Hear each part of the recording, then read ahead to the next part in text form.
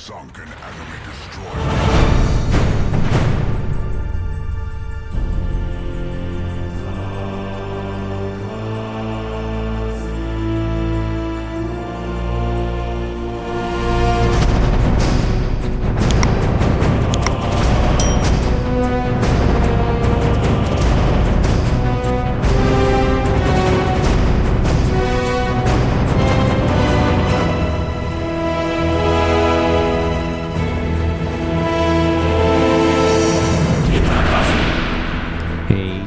You guys are doing fantastic today. Got a fun video with the Kitakaze, continuing on the Research Bureau kind of grind, and I'll just show you exactly what I was talking about in my previous video. If you haven't seen it, check it out about Research Bureau grind and what is the best line to do it in. But as always, before we begin, like, subscribe, bell button below. Appreciate all the supporters of the channel. We can't thank you guys enough. At 4,000 subs, we're going to do a premium giveaway, and again, appreciate you guys saying hello when you see me out there, and you guys also may be featured in a video that we post as well. So let's get right to it. Tier 9 Kitakaze, one of my favorite gunboat DD destroyers. If you're a DD main, you're gonna love the Kitakaze. It's got I would say majority of what things. If it had a heal, man, would this thing be literally borderline OP broken? But what it has is the fact that it can do the basics of what a DD gunboat main is supposed to do at a specific tier with great guns. 4 sets of them, by the way. You get 4 turrets, double barrel, 30 mil pin. So you get literally everything baked into the guns. And if you really want to build for, like I have in this build, the build will be at the end of the video, by the way. You pin 37 millimeters with IFHE, 1,000 meter initial velocity, which is fantastic. So very easy to aim up front of the guns. Now, I do believe you guys have been great telling me a lot of the characteristics of the guns. The problem is the fact that the guns do slow down after a certain distance, I believe, and that's why it's not like Druid, 1,000 meters per second kind of mentality where, you would think with these stats, these guns would be laser beams, right? No, but they slow down. They have a different drag coefficient, so they don't operate the best like you would want them to be, like laser rail guns, right? Essentially, they do slow down fairly decently, but that doesn't stop you from killing destroyers, especially with the amount of reload. 2.5 second reload, 4 sets of double barrel guns, 100 millimeter guns with pin 37 mil, 12.5 kilometer distance. Nah, it's got the torpedoes. Yeah, it's got the smoke. It's got the engine boost, reload booster for the torpedoes. Great, but the bread and butter of this thing is the guns. Now, do you notice I'm playing this little, and again, we're also going to talk about destroyer tactics right here. So you can see right now in the background, it's really, really boring. I'm going to speed this up because nothing happens literally for the first, 5 minutes? Because nobody's doing anything. Now, finally, we get to cap. Now, you can see how I outlasted whatever destroyer, I think it's the Orage. You see the Orage was the one I last spot over here, so he was the one that was sitting in the cap with me. He sat there for 5 minutes going, this is kind of boring, and I just outweighted him. So you can see how patience really outlasts this game. This game was told to me by a lot of other older gentlemen that I've been playing with that this is more of a patient gentleman's kind of game where you're kind of looking at positioning, strategy, and really figuring out what is the best way to flank an enemy, to outmaneuver them. And really, it has nothing really to do with the ship and the reload rates of guns. It's really about the strategy of positioning a large vessel such as a destroyer, a cruiser, and battleship. And you can see right there, I just outlasted the Orage there. And now, after I capped it, I've secured an objective, which is what you're supposed to do as a destroyer player to win the game for your team, is cap points, spot the enemy team, torp them, kill the other destroyer, and then gunboat HE spam the rest of the guys out of existence. So you see, what is my next role here? Well, my next one is to keep the destroyer at bay, to keep them from torping my enemy, and my mere presence is good enough alone just to stop a torpedo threat on my team, as well as go for the next objective, which is Bravo Cap. I thought about shooting at that Takashi, but, we're spotted right here. What in the world is spotting us? Okay, we have the Orage. Finally, he spots. Now here, bad move on his part. There, he fired. Now here's the thing. And this is good destroyer tactics topics to talk right here. The first thing is Orage outspots me, right? He outspots me by 0.1. You can notice that my concealment here is 6.1. His is 6.0. He outspots me, so he could literally run away. He has no smoke. All he has is an engine boost and damage con, and he has great fast-firing torpedoes. For him to shoot, he's not going to win this gun battle because why? An Orage was, if you notice, and you study this a little bit, and you play this long enough as I have, this was built for the French torpedo builds. I mean, look at his, build design. I'll hit the click on the button here. He has 22,800 HP, which he loses in that department. His torpedoes go, 77 knots, and they got a quick reload time. So this thing is a torpedo destroyer. The guns don't really do as much of effectiveness, 3.8 second reload. So just by the sheer, basic knowledge and common sense, he's not going to win this gunfight. He may have the French saturation, I forgot, but he's not going to win this gunfight. So for him to try to duke it out with a Kitakaze, like I said, it's not going to work out. It would have been better for him to kite away or run away, in my personal opinion, as opposed to sitting here duking it out with a destroyer that has smoke. So notice I'm not popping smoke because I don't know if anybody's going to spot this guy if I pop the smoke. And I look around, I was like, man, everybody's in the back. That's why I hate sometimes being the only destroyer player, and because nobody spots for me. And boom, splash one. There it is. There's our first kill. We took a lot of damage, but that's okay.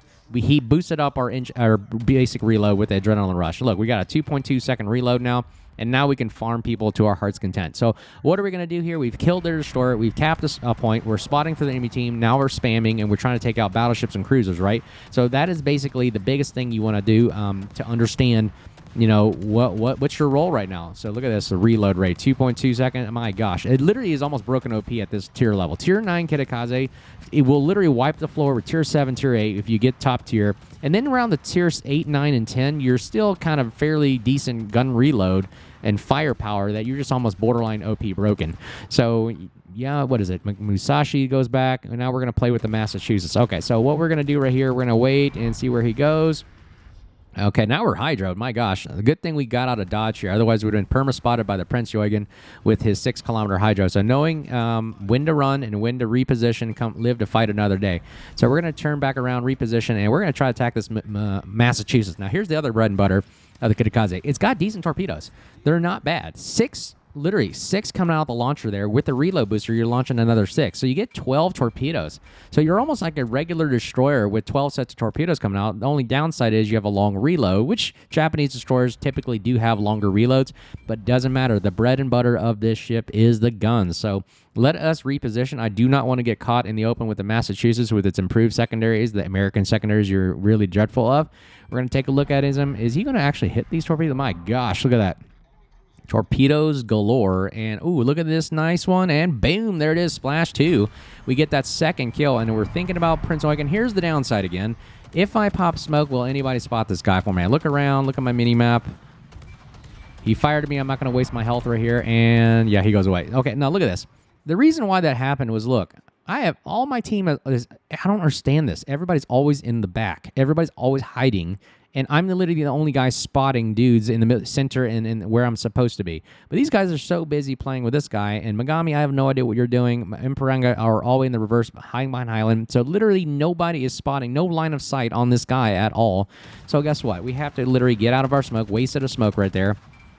And now I have to get out and spot this guy by myself. Again, and I'm literally just going to be, as a good destroyer player, again, you don't always have to be the one to secure the kills, but, man, it does feel good to play the game once in a while. But I'm going to do my job. I'm going to spot the team and hopefully get my friendlies to shoot at him. All right, so finally he's not paying attention to me. I can free farm damage right now. Look at the IFHE being able to pen 37mm all over his deck. I don't believe he has any 50mm armor plating. Forgive me if I'm wrong. And do I get this one? There it is, the permafire, and 500, 300, 200, 100, and boom, there it is. Burns down, splash 3. We do our job as a destroyer player, and now we're going to go in and cap Bravo. See how the patience and the maneuverability and the firepower that, you know, Kitakaze provides? It literally is a game changer right here, and it really helps out the team a lot, especially, man, if I had died, I don't know, this game could have been lost because they don't have any destroyers left. I'm the only one to spot, to kill the other stars, to torp, to shoot, to, you know, especially the cruiser high DPM cruiser players here. Blue Share right here, Blucher, whatever it's called, terrible dockyard ship. I don't recommend getting it. Look what I'm doing with it. I'm a tier 9 destroyer that's been in the game for literally like years. Okay, so for me to just blast this guy out of the water and have existence, yeah, I don't think it's worth the dockyard ship. If you can grind for free, go for it. But this is what I think about it. Boom, splash 4. All right, there's the dockyard ship down, and now it's time to. Ooh, here comes the aircraft carrier. He's gonna do a blind drop, by the way. I have to say, kudos. Not that I don't like carrier players much, or carriers in the game at all. You're an anti-ship weapon system, but kudos for you to actually trying to bomb me in the smoke. And guess what? There come all the planes, and he actually hits me. My goodness, what a shot right there. So kudos to you, carrier player, even though you are the bane of my existence. All right, let's see. We're taking on the Bismarck. Can I get this Kraken here? Let's see. That doesn't look like I will. Oh, yeah, he gets hit by the Blucher torpedoes, the dockyard ship I was just dogging on. And let's see if I can get these long-range kill from here. Here it is, long-range. Now, these shells are really lofty. Even though they come out of the barrel at 1,000 meters per second, they slow down really, really fast. And do I get this kill? Blind shot. Yes, I do. Kraken Unleashed. There it is. 5 kills, 67,000 damage. We didn't do that much, but we pretty much did everything. We spotted. You just look at the ribbons of what I did. We spotted. We took over the points. We damaged people. We burned people down. We shot people. We torped people. We shot down airplanes, and we spotted people. Right here, 16 down spotting. We took damage. We literally did everything, and we're also capping the. I think we literally capped all the spots, A, B, and C, right there. Now it's time to shoot down airplanes. And yes, he only has 1 bomb left. Yep, we shoot them all down. There it is. All right, so Kitakaze, guys, definitely a game changer. I'm just taking a look at the parachute here. Where's that parachute?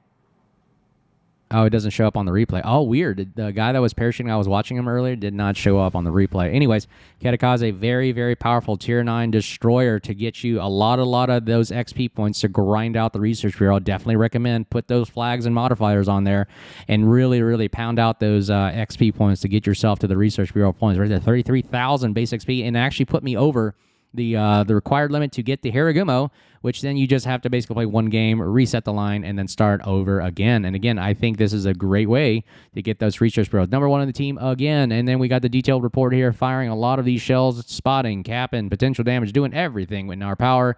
And again, this pays out a little bit of chunk of change, a lot of good bonus XP there, and a lot of free XP. I'm sorry, Commander XP, now that you build elite status. And ship bonus package right there. There's what gets you over the top. 26,000 added onto the base right there. But as always, hope you guys are doing well. Let me know what you think of the video. The build will be at the end of the video as always. And until next time, make sure you say hello to me out there, and we'll talk to you guys soon. Cheers.